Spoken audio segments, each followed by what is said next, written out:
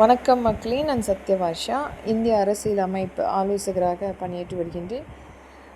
ஒவ்வொரு இடத்திலுமே அந்த வழக்குகள் பதிவு செய்யும் பொழுது கைது செய்யக்கூடிய நபர்கள் மற்றும் காவல்துறை, அவர்களுடைய உறவினர்கள் அனைவருமே நேரடியாக உச்சநீதிமன்றத்தை அந்த வீடியோ கான்ஃபரன்ஸ் மூலம் அது பதிவு செய்யப்பட்டு முதல் தகவல் அறிக்கை கொண்டு வரும் பொழுது ஒவ்வொரு மாநில ரீதியாக இது ஒரு மிகப்பெரிய அளவில் கண்காணிக்கக்கூடிய ஒரு அமைப்பாக ஏற்படுத்தப்படும்.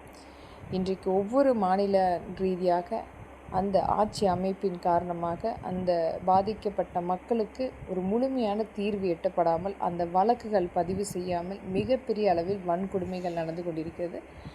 இதனால் உச்சநீதிமன்றம் ஒரு தனிப்பட்ட ஒரு பிரிவை ஏற்படுத்தி அனைத்து மாநிலங்களுக்குரிய அந்த முதல் தகவல் அறிக்கை உச்சநீதிமன்றத்தால் வழங்கக்கூடிய ஒரு ஆவணமாக இருக்கப்பட வேண்டும். இதனால் இன்றைக்கு நடந்து கொண்டிருக்கும் அனைத்து குற்றங்களை முழுமையாக எடுத்து செல்வதற்கு ஒரு மிகப்பெரிய ஒரு அங்கீகாரமாக இருக்கும்.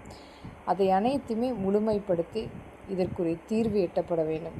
ஒரு சாதாரணமான பாதிக்கப்பட்ட மக்களும் உச்சநீதிமன்றத்தை நேரடியாக அழைத்து அந்த வழக்கை பதிவு செய்யக்கூடிய திட்டமாக வரும் பொழுது, மாநில ரீதியாக ஆளுகின்ற அரசாங்கம் என்ன நினைத்தாலுமே அந்த பாதிக்கப்பட்ட மக்கள் நேரடியாக உச்சநீதிமன்றத்துக்கு அழைப்பு மூலம் அந்த முதல் தகவல் அறிக்கையை பெறும் பொழுது நம்மளுடைய ஒவ்வொரு பிரச்சனையுமே முழுமையாக தீர்க்கப்படும், கடினமான சட்டமாக்கப்படும்.